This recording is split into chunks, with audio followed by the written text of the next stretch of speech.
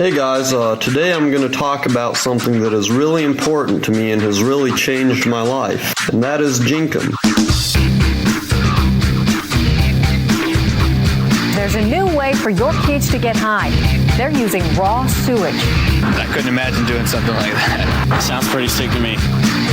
Honestly, they need to find something better to do with their life. Seriously. Something new, something stimulating, something different. There's a lot of people that say it's a hoax or it's not real or it's just made up or whatever.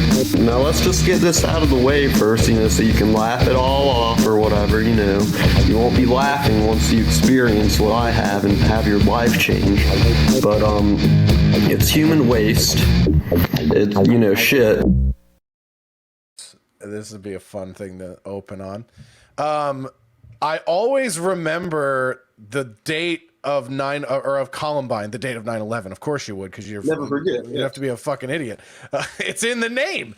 I always remember the date of Columbine because that date was also Hitler's birthday, and I only know that because we had a friend who had that birthday in high school, and we were incessantly giving him shit about having Hitler's birthday. And then Columbine happened while we were all at school that day, and I was like, "Oh man, this is almost as bad as that it's Hitler's birthday." Yeah, it's a really yeah. Here's how I know. Here's how I know about 420 as well, or Columbine's date or Hitler's birthday. My mom's birthday is actually on the 20th of April. So yeah, it's really Mein Kampf when it comes to the 20th of April. Because of I'm like, who do I celebrate more? And I just don't know. Yeah, exactly. That was always the joke we made too. Is like, man, how do you pick your favorite? Is it Hitler's birthday? Is it Columbine? I mean, I don't know. I know what they taught us in school. What they teach you? No, I'm just saying. It's a joke that I went to some Nazi school where they're like, no, Hitler's birthday is more important. Which Nazi, which Hitler Youth program were you in? Just the normal Midwestern high school one. It's it's called going to school in Minnesota, which is always you look like a Viking. I get exactly. Yeah, even though I grew up in Philadelphia on the East Coast, I moved to not Minneapolis until after high school, but I moved to Southern Minnesota. For the last 2.5 years of high school, and I fit in. There was actually culture shock going the other way because I was like, "Where are all your black people?" And they're like, "What black people?" And I was like, "What the fuck kind of places?" I go, "How are we gonna win football games?" No, we play in ice. We'll be fine. Yeah, it was we play in ice 100%. That was it. And they're like, "We only play 8 games." I was like, 8 games? What kind of season is that? They're like, well, we can't have football bleed into hockey season. I mean, let's not be ridiculous. Exactly. Yeah. Also, black people might want to play here if we get more games. So exactly. Yeah. It was. Let's just say our high school was not known for their dominance in the world of high school football. Right. Just Western cultural dominance. Yeah. Yeah. Hockey, they were much more competitive in. That was like a big deal in my high school. Lot of mullets walking around.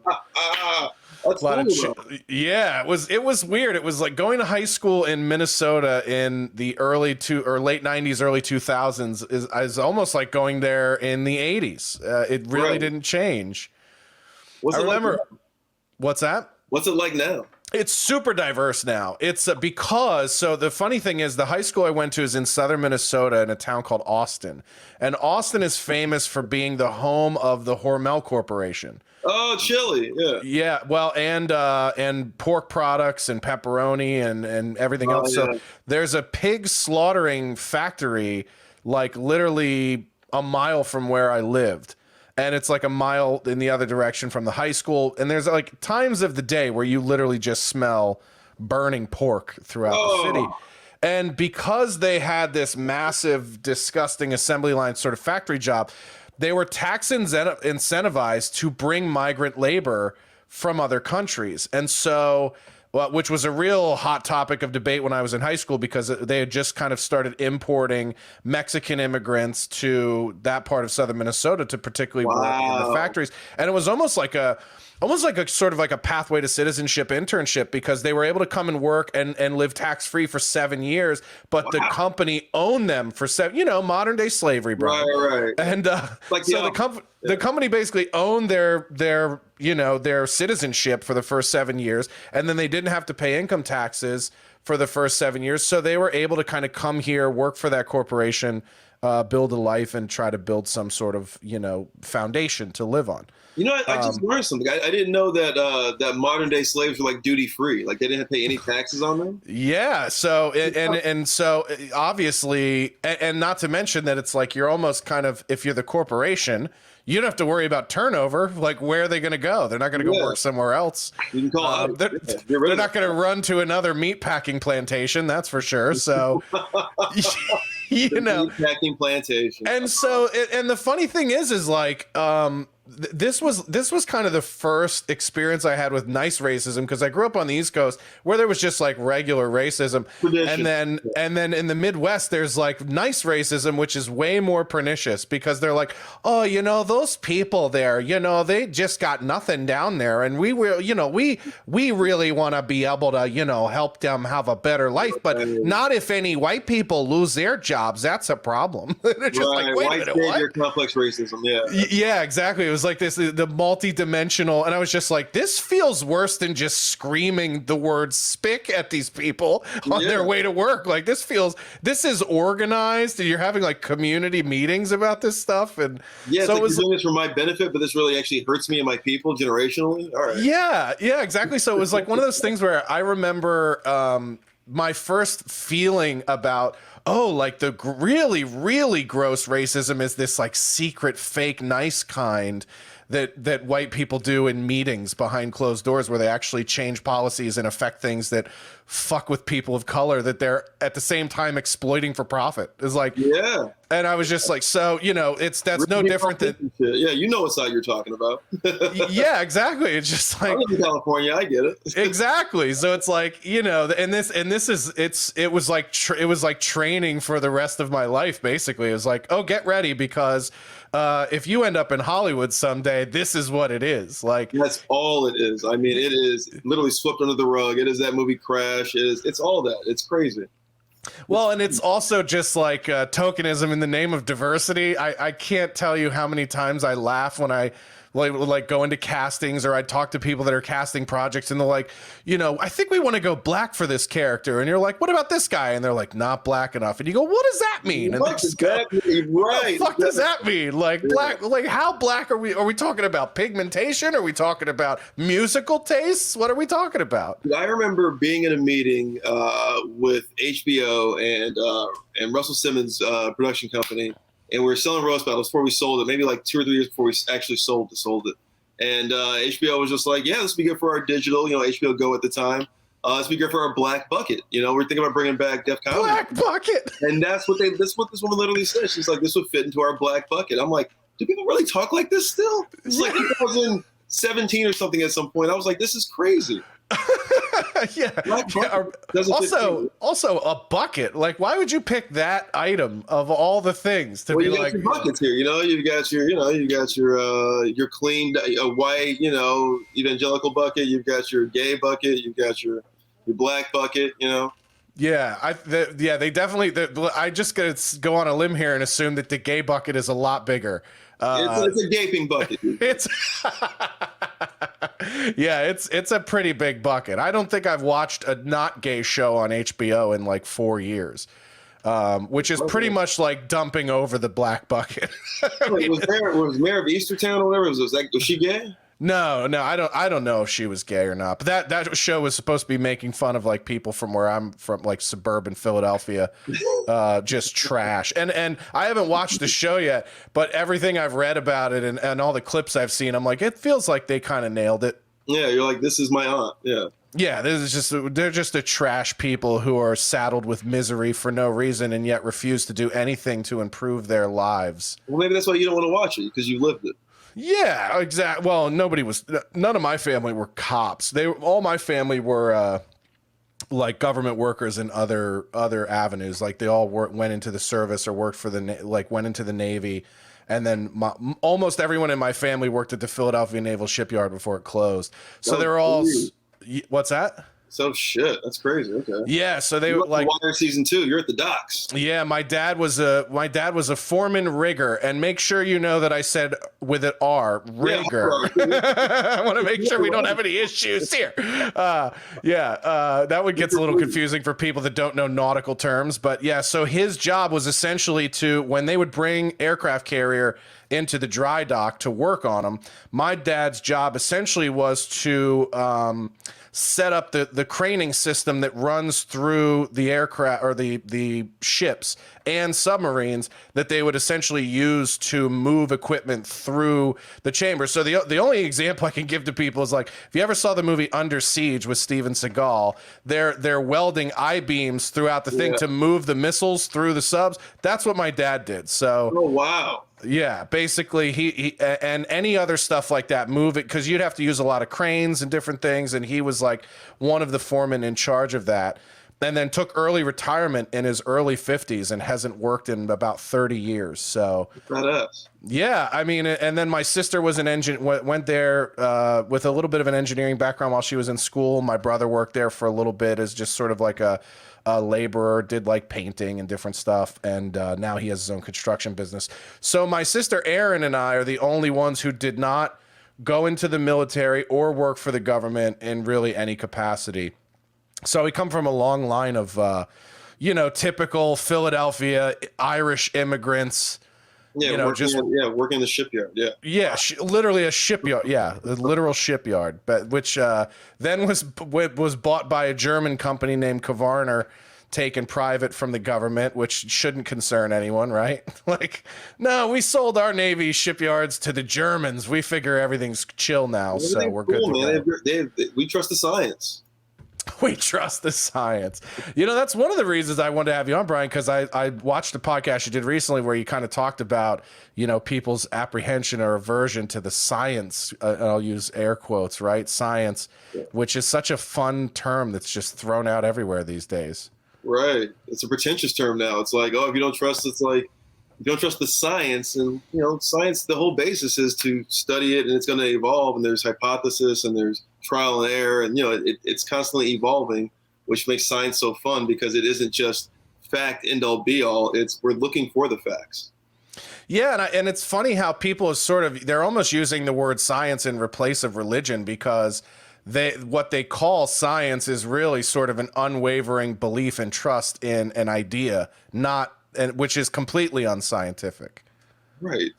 Like to have an unwavering faith in something is far more religious than it is scientific. Yeah. You have to believe in, like, they said that 6 weeks ago, though, like your cult is changing. You know what I mean? Like, they're wearing different robes now. Yeah. And it is this weird sort of thing of evolution. And, I kind of threw a grenade into the world as far as my career goes in caring about like the networking side of things or placating or pandering to celebrities or anything like that. But it's like, I'm always curious for other people that work in the business of like, how hard is it to just continue to coexist with these people or see them places or do shows with them or whatever in the stand-up world where we are, and just sort of like ignore the fact that it is so defiant of just logic and common sense and reality. None of it's based in reality. It's like being in high school, man. I mean, I think we all forget that a lot of people in show business, they went to theater camps, right? They were in theater their whole lives. So their emotions and their virtue signaling is that skill set is stronger for them than it might be for guys like us, right? So when you're around people like this, it is like being in high school. You kind of have to be a diplomat in a sense. But then what changed, I think, especially with the pandemic and the lockdown, is everybody kind of said they spoke a big game, right? And then we got outside, like I was saying on the last podcast that you were talking about, and then nothing changed. Yeah. Nothing changed. We're going to take down Jeff Ross, or we're going to take down Chris D'Elia. And it's just like, well, Chris D'Elia is still in the halls of certain comedy clubs. Jeff Ross is still getting spots. Oh, we're gonna put on more black comics. We're gonna put on more women. It's just like, it's still the same amount of, whatever dudes are getting on, right? It's the same amount of whatever not black people aren't getting on, whatever not Mexicans aren't getting on. It's like, and when it comes to show business, it's like anybody can get in this. There's no degree requirement for this, right? This is just a good or a bad way. There's not a right or a wrong way, really. You know what I mean? You can say it's wrong, but if this group of people is going to say it's right, well, then you're wrong. So it's just good and bad, you know? Yeah, and the other thing that kind of bothers me about the whole, you know, that when people talk about a push for diversity, because you'll hear like executives particularly be like, you know, we're really pushing for diversity. We're really pushing for diversity. But then it's like, well, you just replaced your upper class Stanford Ivy League whites with upper class Stanford Ivy League black people. Like, you're not really giving us any sort of diversity in terms of lived experience or human experience or perspective. You're literally just changing the color of the same story, the same narrative that you've been producing for the last 50 years. Yeah, they're not actually going out and getting the best blacks to hire, right? Right. Yeah. or even just the best blacks. That's the best. But even just the most interesting, like people with interesting stories, right? They're doing it for their brand. You're grabbing whatever person you think is hot at the time or whoever has that kind of following. You're like, okay, this demographic likes these people. We're going to grab those people. But you're not looking for the best of the best, like what we were saying, and actually growing that from a grassroots level. You know, being like, all right, these guys are great. We can build them to like build black shows, build these kind of shows for us, right? That we're not sitting there looking around like, oh, we got no black actresses. Let's go grab this person. Yeah, get me Zendaya on the phone. We have to slot her in somewhere. Like, Yeah. Also, if we could make her blonde and dye her eyebrows blonde and just whiten her up a little bit, that would be fantastic. Could we do that? Yeah, but it's almost like the Steve Gutenberg effect. It's why you see like certain black comedic actors like have like runs like Steve Gutenberg did in the 80s, right? Like it was Chris Tucker for a little bit in the 90s. And now it's Kevin Hart all of a sudden, right? It was Martin Lawrence before Chris Tucker. And now it's all of a sudden it's Lil Rel. You're like, there's got to be more than like one black actor every 5 years who's getting all these roles. Yeah, what do you think about Cat Williams' comments on that, about how he said that those guys are particularly chosen because they're safe and non-threatening? Like, do you think there's some truth to that? Yeah. Yeah. And then those guys who are getting booked are thinking the same thing. They're just like, thank God I'm the safe one this week. You know what I mean? And that's what it is. It's like, and then you feel disgruntled when you're not seen as the safe and marketable black person, right? So then you lash out and say some real shit like Cat does. And people are like, oh, you're just hating. You're like, no, dude, there's a lot of black people here who are in this industry, and you're only hiring like one of us every 5 years, like it's a fucking Olympic cycle. Right. And oftentimes it's like, it's not the most murderous black comics. Like I remember coming up, and when I started, I did mostly black shows. Like I was the white guy in the Midwest who, you know, had some perspective growing up with a black stepdad figure for a little while in my life. I knew a little bit more about culture other than my own, and so natural and being unafraid to fucking make jokes about it or share stories. Your storyline is just like there's something about Mary. You had the black and I basically got shoehorned in, and a lot of the comics I started with were black comics, like guys in Minneapolis like Kevin Kraft and Adrian Washington. Like they were putting me on, and so naturally I just started doing a lot of black shows. But there were guys that I would do shows with that are in that circuit, dudes like Baldhead, a dude named Debonair was really funny. There's a lot of these guys in the Midwest, and Atlanta has a lot of these comics too that are fucking murderers, and Hollywood has no idea who these people are. No, but they're also, those guys aren't in Hollywood. So yeah, I mean, but you know, it's like even in a time of like, you know, and Rel started in Chicago. I used to see him around, you know, like Chicago mics and stuff back in, this is 2007, like when I first started, and you know, I remember seeing him sort of like, I remember seeing black show Lil Rel Howery and then seeing like white show Lil Rel Howery and seeing the difference and being like, man, like, why can't you do the, like, why can't you just do what you want to do in every room? And he's like, it just doesn't, they're not going to take it. It doesn't work. And so that was kind of, it is like, it's like putting DMX at a country concert, you know what I mean? Just like, cool, we get it, but it's also like this just isn't totally our thing. But we get like why people are going with it. Yeah, and what's, we switch it a little bit, yeah, and what's kind of weird. Hold on, I don't know what the fuck just happened here. I've had this problem with this camera all day today. Let's see if I can get that to go back. Well, that's a different camera. You got angles. Look at this. Yeah. Wow. There we go. Well, this one's supposed to be better quality, but it's really not looking that way right now. It's real African-American around you. Real dark. Yeah, my camera's doing digital blackface right now. It really is. It's trying to color match us. It's never going to happen. Yeah. It's like, do you need automatic color correction? No, I don't, actually. I think we're okay. No, we'll do it for you. Now, see, now it's good, and now my motion is right. This is so fucked up. What were we talking about? Oh, yeah. So, it was kind of my first exposure, and it was funny. Like, I remember one of the first comics I met at the time who's gone on to be huge was Hannibal, and I remember sitting at a bar with him at Acme Comedy Club in Minneapolis and talking about like a black show we did in Chicago, I think maybe a month or two before he was doing Acme. And he was like, I get booked on those shows because my name is Hannibal Buress and those audiences hate me. And he's like, meanwhile, you have the name Josh Denny, and it's hard for you to get booked on those shows, and those guys love you.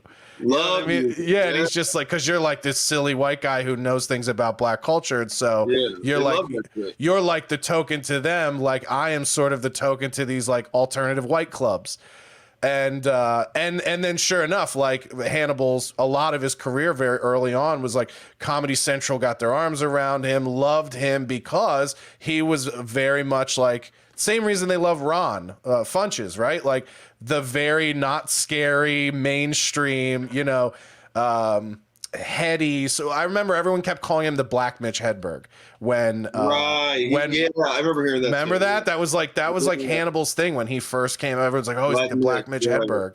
And I remember watching him and being like, I don't think he's anything like Mitch Hedberg. Like, no, not at all. Like weird and different. And skin colors. But I did think it was kind of interesting that they were like, well, the only way we can sell this intelligent black man is to compare him to an intelligent white man. That people exactly. You know what I mean? That way, though. But that's how you market to people who are going to buy it. Like, oh yeah, we like the Hedberg. Yeah. Oh yeah, Hedberg. Yeah, we like him. They make a chocolate now, and they go, yeah, it comes in chocolate. They go, sweet. Everyone like chocolate. Well, yeah, we guys are making a chocolate Louis C.K. Let us know. Yeah. But I remember it was funny because I remember like Dion Cole at the same time out of Chicago was, I thought, just as fucking smart with his material and stuff, but he would be able to kind of switch gears and do like, real Def Jam type rooms and didn't get hit with that same label. But he would go into those same sort of like alt rooms or mainstream clubs and be able to do one-liners and stand there with like a little notepad and just lick his finger and just murder. Yeah. And I always liked that Dion more than the Dion I would see at like Jokes and Notes or some of those other clubs. Right, because he's been conditioned like you can't do that there, right? But for TV, and for white audiences, it's easier. But then Dion also, it's like he kind of used that to his advantage, and he was one of the head writers for Conan, I think.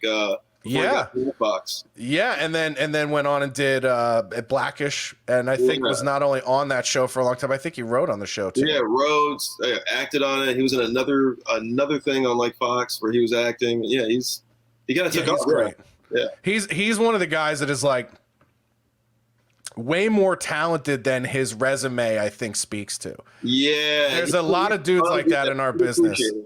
Yeah, where you're just like this, underappreciated is that is 100% the right way to say it. Like I don't people too. I remember he did a mic with my buddy Willie Hunter, and then when he got Black Box, he called Willie, and they had talked in like years, and was like, "Hey man, I remember I told you when we were doing open mics back in L.A.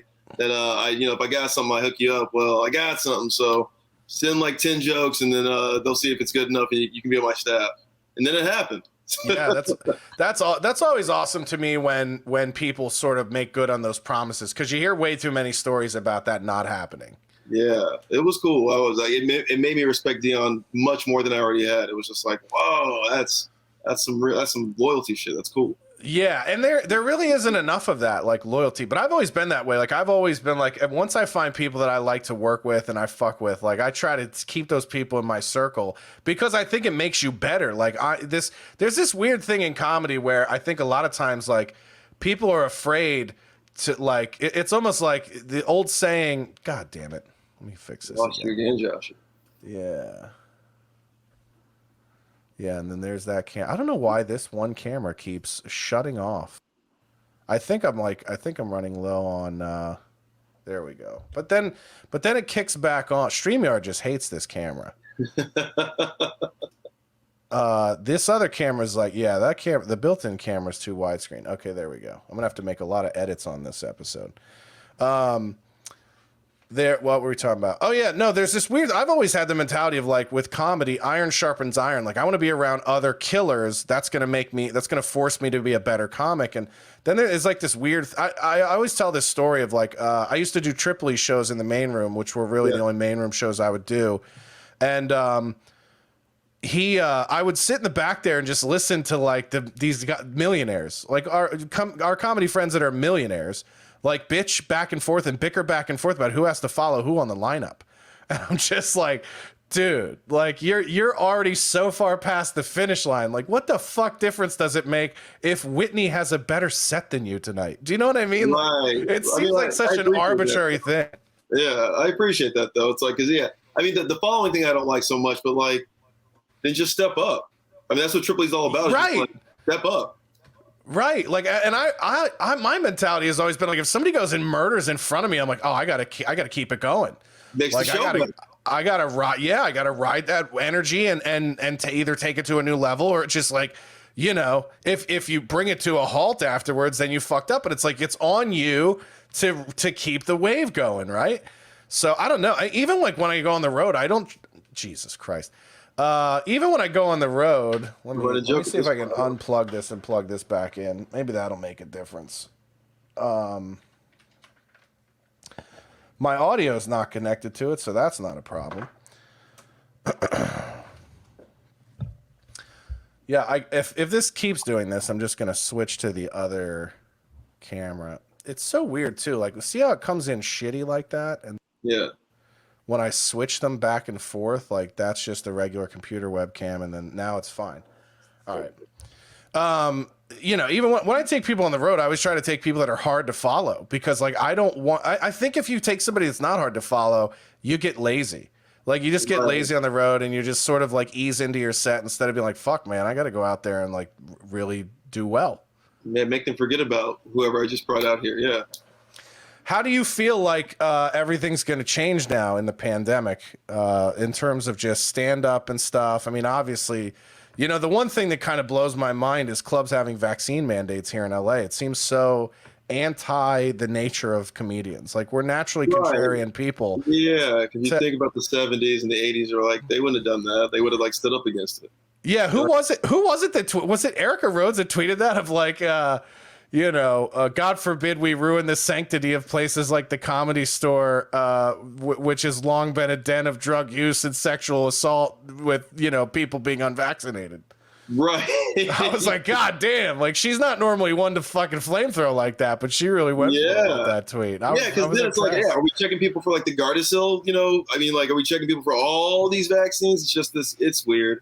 I don't know. I've been talking to death about it, but at this point, it's like, yeah, with these mandates, here's what it is, and I think this is what it is. Those restaurants, clubs, and bars were closed for like 18 months, right? And they were open for a little bit, and then they closed again, you know? So they're so scared that, like, we'll comply with anything. Just don't close us again. We'll vaccine mandate. We don't care.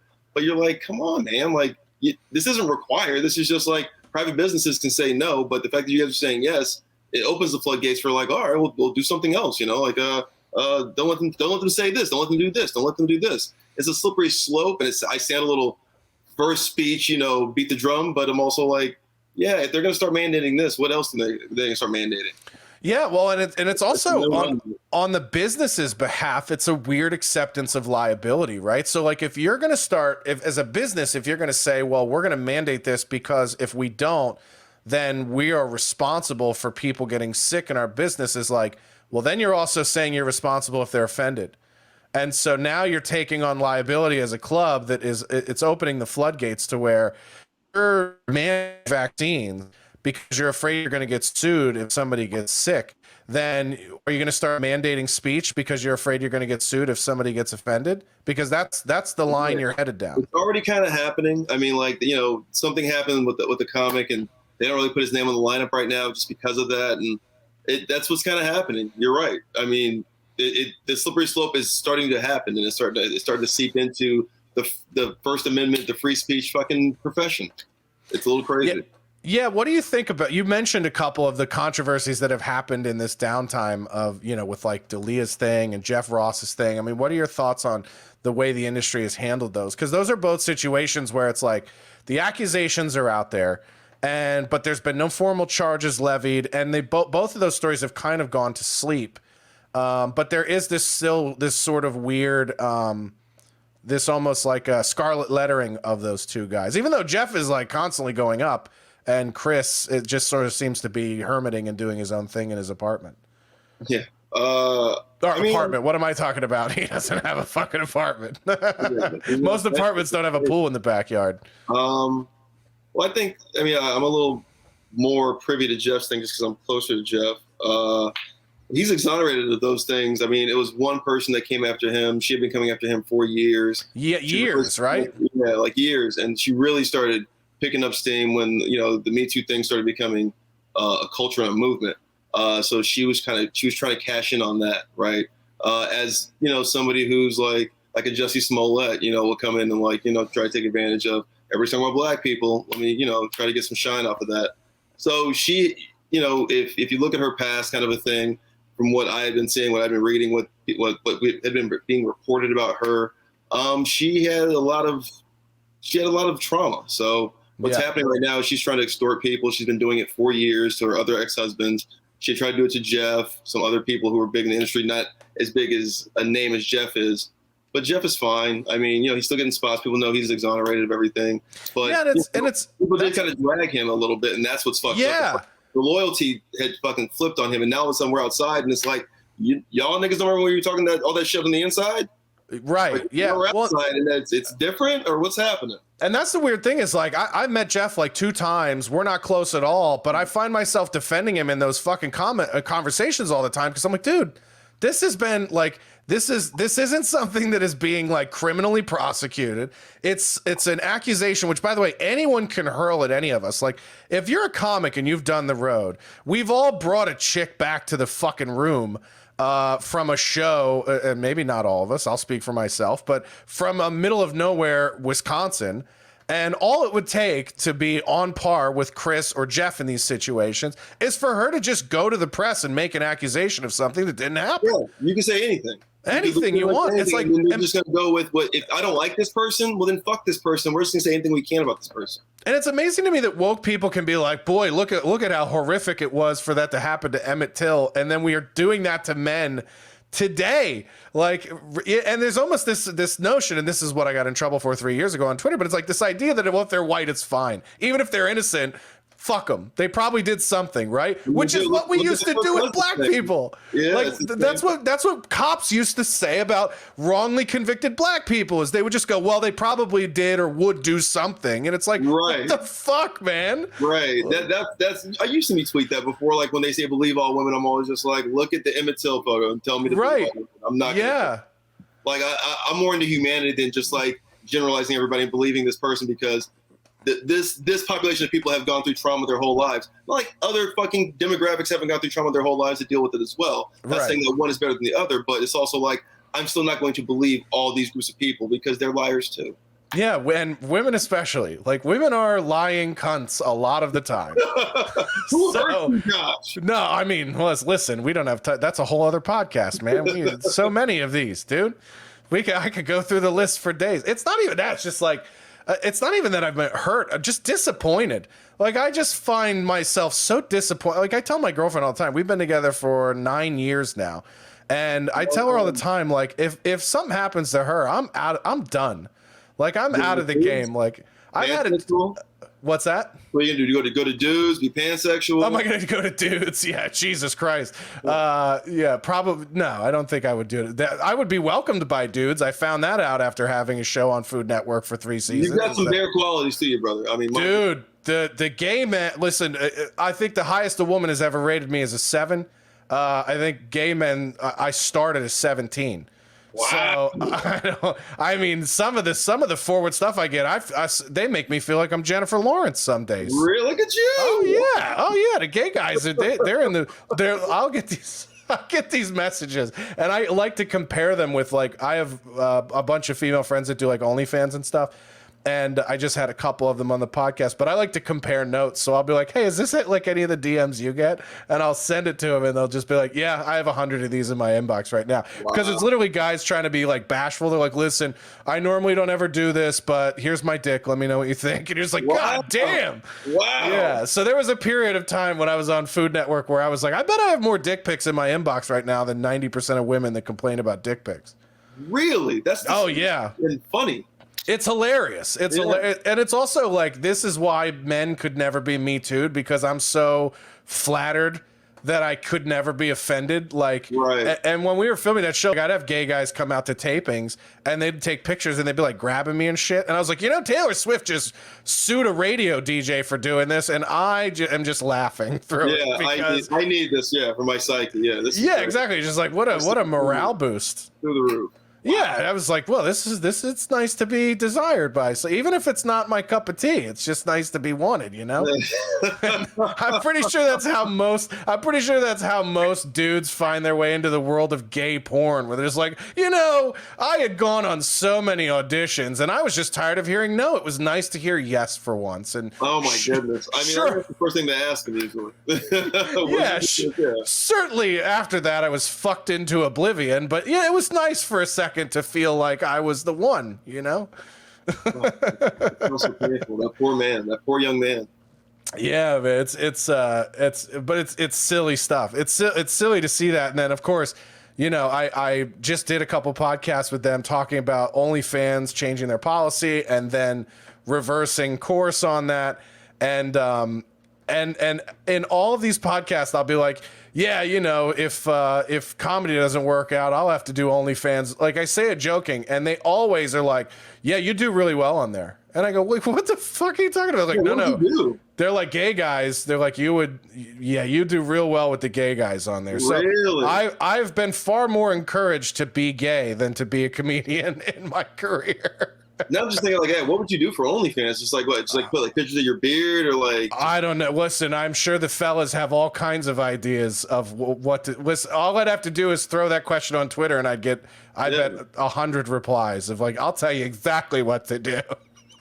Man, dude, I would love to see your OnlyFans blow up because of like, the bear porn community. I assume just covering myself in powdered sugar and food items would probably be right. You're the Food Network guy. Wow. My friend Ava Lovia. Her name's Candace Horback. But her porn name for many years was Ava Lovia, and she still does stuff on OnlyFans under Ava. But she was like, I was like, what's the weirdest thing you've done recently? And she's like, I put my feet in some pie. And I was like, I could do that. I got nice feet. That's right. I was like, that doesn't involve my asshole at all. I'll throw my feet in some pie for a couple G's. I love your career. This is great. Yeah, so it's just like, it's but it is funny. And one of the things I think is interesting is like, no one ever wants to talk about how OnlyFans has changed the socioeconomics of what it is to be a man and a woman. Like, and it is gonna change things drastically in terms of like social hypergamy, because it's giving a lot of women a sort of financial autonomy that they've never had before. In a weird, I assume it's like crack was in the 80s. Like people that were historically impoverished are now making thousands of dollars a day or a week, and it's just this insane shift of lifestyle. Like some of the women I am friends with, I know them because they were struggling actresses, and then they started doing OnlyFans, and now they're like, fuck acting. You know what I mean? Like moms, the single moms that I've known, like when the pandemic happened and like, the lockdown went down, I was like, oh, it's gonna be hard for these girls. And a lot of them were asking for jobs, and like unemployment went up, and then it was like OnlyFans. They all went to OnlyFans. Every girl I knew who was struggling went to OnlyFans. They're like, no, this is like, you look at them now as like small business owners. Yeah. Well, this is actually like, they took sex work and they literally empowered themselves with it. And it's weird because you do see a lot of feminists who are putting that down, putting sex work down. Like, you're just using your body. You're like, but this is my business and I own this and I don't have to do this, but I'm choosing to do this. And that's where it's just brilliant. They're administratively doing it. IT. The marketing they're doing. It's a small business. They're killing it. The difference between girls who make $1,000 a month and $100,000 a month are that those women have a real sense of entrepreneurship that they brought to it. Like, they're like, this is how I'm going to market myself. This is how I'm going to acquire new business.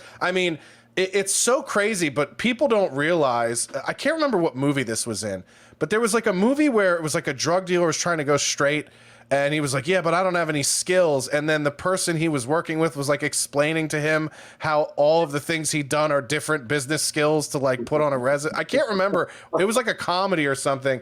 And it was basically like trying to dress up some dude who was on the streets and trying to show him that, oh, no, this is like, you know, you have executive management experience. You've made these kind of executive decision making. Right. And it's weird. Like you look at these OnlyFans girls and you go, like, you have a degree in business development and you're probably better at acquiring new business than 90% of people who have that title and job for a major corporation. Yeah, they're killing it. I mean, like, these girls should be running Fortune 500 companies. I mean, because they're running their own sex work business like that. And I'm picking their brains of figuring out how to do it as a comedian. It's like, listen, how did you get your name out there so fast and so quick?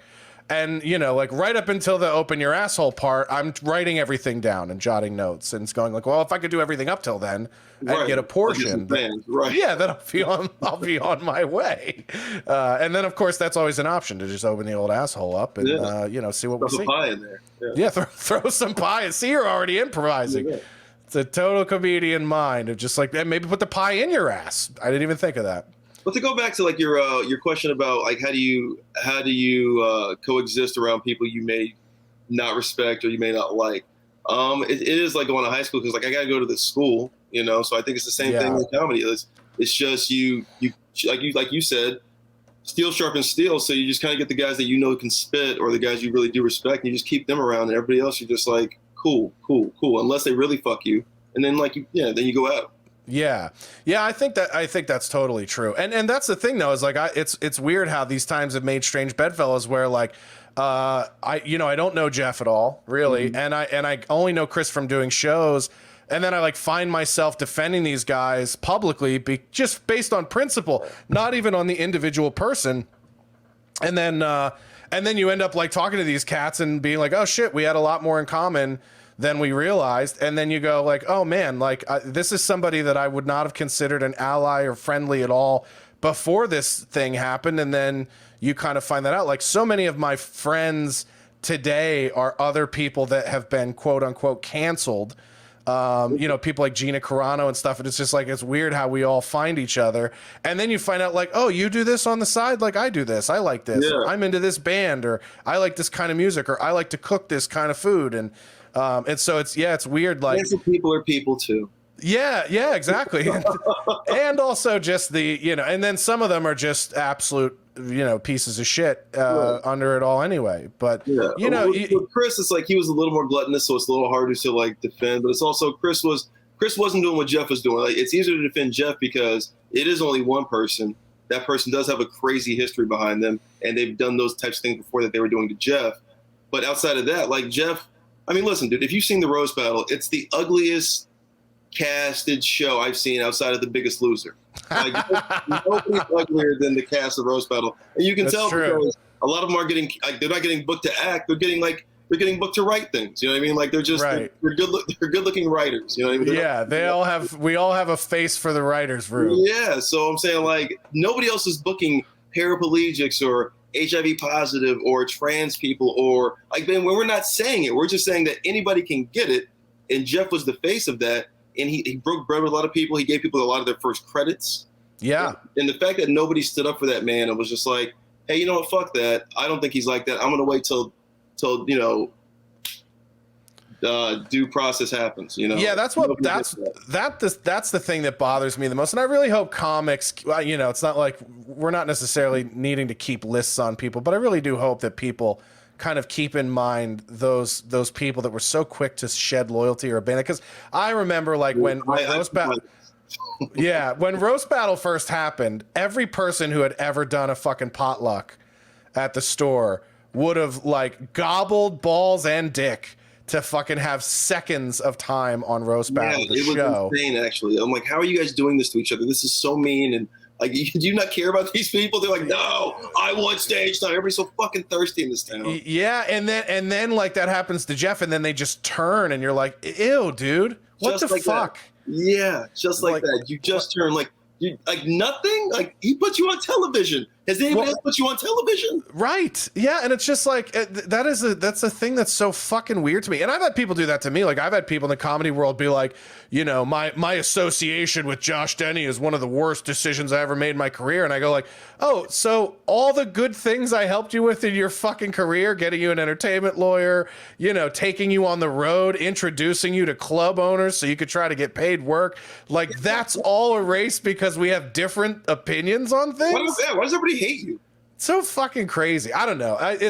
Listen, What happened to Josh Denny? Like, yeah, why does everybody hate Josh Denny? Well, the straight white male tweet was definitely something that didn't ingratiate me to, you know, a lot of people, because I think, listen, in hindsight, it's like, could I have delivered that thought a lot better? Yeah. What I was trying to say was, we're conveniently accepting of racism towards certain groups that we historically were accepting of to other groups, and that didn't put us in a good place, right? And people kind of took that, which happens when you're white. They took that as you going like, I'm oppressed, I'm afflicted upon. And I go, no, my job as a comedian is to make observations about what's happening in the world. Doesn't mean I'm inserting myself into that thing. And then, however, what also got conflated in that discussion was me defending absolute free speech in comedy and even language. And so, like, when I went on TMZ's, one of their podcasts that was hosted by Van Lathan. And then, so what was interesting is we were talking about the tweet itself and the idea of this open racism towards white people, and particularly white men. And really, Ian Carmel hit on this, which was kind of true, is he's like, well, it's a very Hollywood perspective. And I go, yeah, but that's my perspective. Like, when I'm having conversations at the time, and keep in mind, I had just had a show on a major network that had millions of viewers and was syndicated in 14 countries. So that opened the door. I was at UTA. It opened the door. I'm out pitching new shows. I'm trying to pitch a special. I'm trying to pitch scripted, which is really what I wanted to do. I never wanted to get into reality, but that's just, you know, I'm not going to. Right. When you're unscripted, I totally get it. Yeah, you don't get to decide, right? And then it's like, all right, well, I'm blessed that I was picked to do this. I'm not going to look down on it. And then it did really well. So I'm out pitching shows, and I literally have white executives telling me we're not buying any straight white male shit right now. Yeah, and it's like, so what the fuck am I supposed to do with that? Like, so there's no bucket? Like, to go back to what you said about it. So it's like, what do I do with that? I can't not be myself. And so, yeah, that thing was a culmination of, like, frustration with what I was experiencing in the business, but then also seeing this mainstream media narrative. And what triggered it was maybe the Parkland shooting. There was a shooting that happened, and all of Twitter was like, straight white males in their mass shootings, straight white males in their mass shootings. And I was just like, yo, dude, this is the same kind of rhetoric that I grew up listening to on the news about crime in black neighborhoods. This is obviously not the path to fixing our fucking culture. It's just to racially blame a group of people for something that is behavioral. You don't like hacks. You hate unoriginality. No, yeah, it's not an original premise, right? That song and dance has been done before, right? Yeah. And it's also a distraction from real solutions. Like, obviously, just banning all white men from buying guns ain't going to fix the school shooting problem. It's a preposterous thing, right? So it's the same thing with, like, profiling and profiling for the purposes of preventing terrorism. That didn't work, you know. So there's all these sort of things we like to throw out as like a Band-Aid on a gunshot wound. It's a bigger issue than just the race of the person or the sex of the person, right? Because we're speaking laterally, Joshua. That's the problem here. Because what we're doing is we're reciprocating the feeling, being like, well, it's like, you know, I used to say the thing of just like, you know what, just take it on the chin, white people, because, you know, we took it on the chin for so long. But that's also like, you're right. There's no solution in that. We're not. All we wanted, what it's saying is, well, we just wanted the power so we could do the same thing. Yes. Are we into revenge culture? Yeah, there was actually on the show The White Lotus. They were sort of mocking white people with this ideology, but they had a great line in there that Connie Britton had said in the show, and she said nobody's trying to change the system; they just want a better seat at the table of tyranny. And I was like, God damn, that's a great fucking line, Mike White. Like, you're kind of mocking white people, but you just kind of made their point as well of, like, you know, diversity and inclusion to just get you a better seat at the table of tyranny isn't fixing anything. That's all this feels like. I'm just like, that's like the whole BLM thing. Like, we're back outside, everything is open. I'm just like, oh, nobody was serious. They just wanted the power. They wanted a better seat at the table of tyranny. Right. And I was like, God damn, is that a good line? I was like, it's one of those ones. It's like when you hear a bit in a club and you're like, fuck, I wish I thought of that. Yeah. Yeah. It was like that whole show was like, for me, was like, okay, this is anxiety about rich white people, you know, making problems where they don't exist, which is something I could never, like, I haven't fucking taken a vacation to a resort ever in my life. I can't relate to that, but. Yeah, what is a vacation? Yeah. It was like, what's a resort? It's like a hotel, but you stay there for more than a couple days. Like, and they have activities. It's like a theme park, yeah. Yeah. So like, but my then on the Van Lathan show, then he shoehorned in the discussion about comedy and art. And I was like, well, no. I have a completely different perspective when it comes to that. Like everything is like nothing is off limits. I don't care about language. I don't care about what offends people. I don't care about that. I think art has a responsibility to be provocative and in some cases offensive. And people should be free to do that. And then he was like, well, there's no circumstances where white comics should use this word. And I go, well, what if I'm quoting something racist that somebody else says to me? And then the joke is about how I react to it. Like, and then in explaining that, of course, TMZ did what they do, where they cut it up and they're just like, comedian Josh Denny hurls N-word at podcast host Van Lathan. I was just like, I should have known that, you know, TMZ's still going to do TMZ at the end of the day. So, you know, there was some learning lessons there of like why you probably need a publicist at certain times in your career. Maybe why that $5,000 a month might have been worth it at that moment. But you know, yeah, like this is the thing that's crazy is if you talk to anybody who goes, oh, fuck that Josh Denny, it'll always be because of my opinions or what I think about things. It'll never be because of how I've treated someone or how I am around people, which I'm fine with.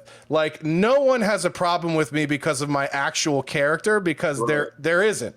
Like, I'm a good dude. I'm jovial. I'm friendly with people. I've always tried to help people in their careers or even in their personal lives or financially, whatever I can do to help anybody. Most of what I'm hated for is just for my opinions, which I think if you're a comedian, that's probably not a bad thing. Right. At least they're listening. Yeah. I mean, and you know, you just have to sort of embrace that. And it's like, listen, when I went through a real weird thing of like having to sort of unpack why did I start doing comedy in the first place, right? Like my story is I didn't start till I was 23. I didn't go to college. I started working for a company right out of high school and just kind of climbed the corporate ladder. I was making almost $100,000 a year by the time I was 21, 22 years old with no college degree because I just kept getting promoted and kept working my way up.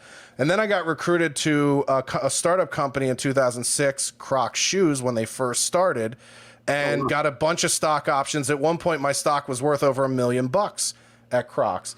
And so then I started doing stand-up in 2007 because I had really never done anything that was like, this feels like purpose. This feels like what makes me happy or what brings me joy. And I went to see a stand-up show in a club for the first time. I'd seen it in theaters. And then I went to the West Palm Beach Improv and saw Dave Attell, Sean Rouse, and Al Jackson. Oh, man. And, yeah. Al was hosting that show, by the way. But to watch Dave Attell do 2 shows on a Saturday night, and that second show Saturday was like life changing, man. That was like Sean Rouse in his prime too. Oh, Sean in his prime, yeah, like talking about Thai kids with sewing machines drowning strapped to their feet. I mean, yeah, there were some Kobe jokes in there too. I mean, Sean was he was so good. And by the way, in hindsight, Sean might have had more of an impact on me in that show, making the decision to become a comedian than Dave, because Dave's a master, but Sean was like taking risks, and he had this very gentlemanly delivery where he could say the most fucked up thing with a smile on his face and the audience is dying. And I remember walking out of that being like, oh my God, like if you're good at this, you can say anything. You know, and I was like, I want to learn how to do that. I want to, like, I'm a funny guy amongst my friends, but like, that's what I want to do. Like, and just watching Attell work an audience and be off the cuff and sort of like do crowd work was amazing as well.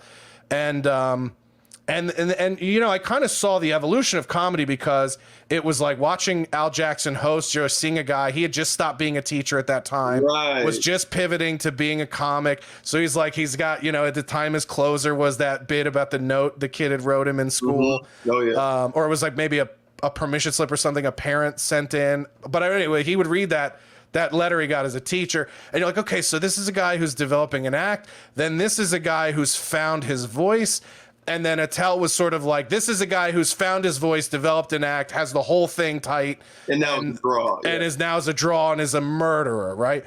And so I talked with Sean at that show and was like, hey, man, like, my friends think I'm funny. If I want to do this, what should I do? And his advice for me was, don't steal material. And, you know, and he was like, and just write from things that are your own first person thing, which was, it's funny because it was 2006. So of course, when he said don't steal material, it was because the big guys at the time were like Dane Cook and some of these other who were notorious for stealing material. So he's like, a lot of new comics are stealing material. Don't do that. And then Attell came out and Sean was like, oh, this guy thinks he's going to be a comedian.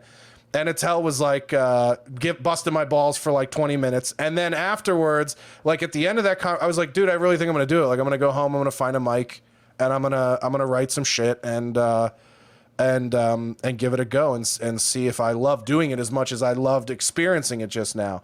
And Attell said this to me. He goes, if you really want to try it, start right away when you get home and know this, no one will give a shit about this for 20 years. No one will care. You won't be famous. You won't be successful. It might take 20 years before anybody fucking cares. And if you're okay with that, then it's for you. And that was the best advice anyone had ever given me. And I was very happy that when the Ginormous Food Show happened in 2016, we went to New York and I had to do like a big, like meet everybody at the network, fill out paperwork. I had to go through like safety training and stuff. Yeah. But I went to the cellar that night. And I bumped into Callan, who was there. Dov Davidoff was there. Christy Stefano. I was like shooting the shit with these guys. And Attell walked up from the steps. And I was like, dude, I don't know if you remember me. It was like 10 years ago when I very first, like, it was one of the first shows I'd ever been to. And he was like, he's like, how are you doing? Are you still doing comedy? I was like, yeah, man. And I'm 10 years in. And I just signed the contract for my first TV show. And he was like, man, that's fucking awesome. And so here's a guy who, and he remembered me because, not because of me necessarily, but the guy I was with that I worked with was hammered and he was using our corporate credit card to buy drinks for the whole fucking club. Oh my God. Yeah, dude. And he was telling people he was Dave Attell's cousin from New York. He's like, Dave and I go back. And he was from New York, but he was like one of these shit talking New York Italians who was like, yeah, I fucking know Dave. We go back. We're from the neighborhood. We're cousins. And he's just like buying drinks for the whole club, putting it on the fucking company P card. And this is how much money Crocs made back then. That was probably a $20,000 bar bill. Jesus. And they didn't bat a fucking eye at it. Oh yeah. Like Crocs is killing it again, but yeah, they were really killing it back then. We were destroying it in 2006. Like the company had almost $1 billion valuation 6 months after going public. Oh yeah, and so it was kind of hot then too. So it was like you guys were really, there's a lot of marketing happening for you guys. Yeah, I was one of the first guys brought on to build the retail side of the company. So it was me and 3 other guys, and like we built that thing from the ground up. Mission statement, the policies, procedures, everything else. Jesus. But like when we were going out and building, just building the company, you know, we would go build locations, recruit whole staffs, everything in different malls. We started with kiosks and then went into stores. Yeah. And then, but we would spend so much money in doing that. Travel, last minute flights, hotel rooms, the construction costs to build boxes and to build, you know, kiosks where we had retail locations at the beginning. It would not be uncommon for my company expenses to be $60,000 a month. Really? Yeah, dude. And so honestly, the only time they ever really batted an eye in the beginning was if we broke 100K. Then they were like, what the fuck did you spend it on? And then they would go in and look. But like, if you were under 50 grand in a month, they didn't look at anything. Everybody was just like, yeah, man, the retail guys are out there like cowboys building the shit and let them do their thing. And there was somebody like, I wasn't a drinker, but boy, did they drink. Did my coworkers fucking make up for me not being a drinker? I mean, and it was like it was like people eating it. We were eating at like 5-star restaurants every night. You know, like we would work, really living it. Yeah. Dude, we were working 16-hour days, and then we would go fucking spend money. And then the company almost went bankrupt a year later when the stock went upside down. And then I made the decision then to like leave for a bit and try to do comedy full time. I took all my stock out that I could, which was like a few $100,000, and I was like, I'll live off of this. And if I were fucking smart at the time, I'd only been doing comedy for a year, I would have just moved to LA, got a job as a fucking door guy at the Comedy Store, lived off my savings, and who knows where I'd be now. But exactly. But I didn't do that. I was like, I'm going to go on the road and do one-nighters. Yeah, no. I mean, like, it's the Lord. Yeah, I think it was the Lord. A comic had told me this when I first moved to LA. I was like, yeah, I think I'm going to do the road now. You know, I'm in LA. Next time I moved from San Diego. And they were like, well, do you know this comic? And he's like a road like dog, you know what I mean? Yeah. I was like, I don't really know that guy. I've heard of him. I don't know him. They're like, yeah, he's been doing the road for 20 years, and he's just now trying to like get into LA. It's just like the road's not going anywhere. You know what I mean? Yeah. This book you have is going to go somewhere in your 20s, but that road is always going to be there. Yeah. Yeah, it's like you look at dudes like Bobby Slayton, right? Fucking guy's done the road for 30 years, probably makes a few $100,000, you know, performing every year, doing casinos and probably cruise ships. Yeah. What's that? I said that one-nighters in theaters or like, you know, big clubs on the weekends. Yeah. Yeah, and then like has maybe done a guest star on a show 1 or 2 times in his career, and you know, most people that aren't in comedy wouldn't be able to tell you who Bobby is. Mm-mm. And so, you know, it's like, yeah, that's a different avenue. But it's weird because like, yeah, if I would have been a little bit more focused on what I wanted to do early on, I probably would have made that move right away. I would have said, let me just go to LA, work the mic scene there. And, you know, but I didn't think I was ready, and I wasn't good enough, I don't think, yeah, but nobody really is. Yeah. I mean, nobody's ever ready. Yeah. So, and in hindsight, I would have, you know, it would have been much easier to move to LA with a couple $100,000 in the bank, you know, live in a shitty apartment and like I said, be a fucking door guy and learn and you know, just be around comedy. But I was like 1 foot in at the time. I wasn't all the way there. Yeah. I was 2 years into San Diego before I moved to LA, and I was like, well, I got my sea legs under me, and you know, I know I can do this, and I'm, you know, comfortable on stage, kind of a thing. I know how to make people laugh. And then you saw the LA guys coming down to San Diego. You're like, well, all these new guys, it's like I can do it just as good as them, kind of a thing. Right. So like, all right, well, fuck it, I'll just go to LA. And then you get to LA, you're like, oh, Jesus Christ. Yeah, you're like, oh, those guys aren't getting up here either because they're not good enough, right? Like, no idea what was happening up here. Yeah, I mean, there's so many, and that's the thing that's great about LA is there's so many people that are. Hold on, we'll get into the after show here, and we'll do this because we're at an hour right now. Let me put in an edit point, or let me actually promote the after show here. Okay. So we'll do some plugs. Listen, look at me fucking act like it's my first podcast. We'll do some plugs and then we'll get out of here. Brian, thanks for doing the show today, by the way. Before we get out of here, you got any stuff coming up you want to plug, or where can people find you online? The only thing I want to plug is let's just do the roast battle every Tuesday on Mint Comedy, the Mint Comedy app. But it's every Tuesday at 10:30. It's just $7.99 for the stream. It's a hell of a show. It's a hell of a broadcast. 4K cameras. And I mean, like the greatest, craziest, wildest show on earth. Without a doubt, that is the wildest show you can see in Los Angeles. Yeah, when you coming, Josh? When are you gonna come fucking do it? I would love to come do it. I don't have anybody. You know what? Somebody said I should roast battle Adam Richman because we had a feud on Twitter many years ago, and I was like, that would be fun. But he's not a comic. Great, actually, that would be great. I just saw Adam recently. He's doing the Ha Ha Cafe. Adam Rich? No. I think you're thinking of Richmond, the comedian. Yes. I'm talking about Man versus Food. Rich Man. Loves roast battle. Does he? Adam Richmond? Really? Yeah, he's there like, God, yeah, I see Richmond all the time. Yeah, he doesn't like me though, so that would be fun. Just like, no, yeah, he doesn't like you. Yeah, it'd be a fun food. It'd be a fun food. Yeah, you know what's funny is when we got it. Well, we'll save this for the after show. If you're watching this, tune into the after show. You can find it on Locals, joshdenny.locals.com. where we'll get into talking shit, because this is a shit talking portion of the show, to talk about my feud with Adam Richman. So people can tune in there. Otherwise, rate, comment, subscribe, check this out, subscribe on YouTube, do all the things. Wipe out. Yeah, I'm gonna cut that out. He said white power.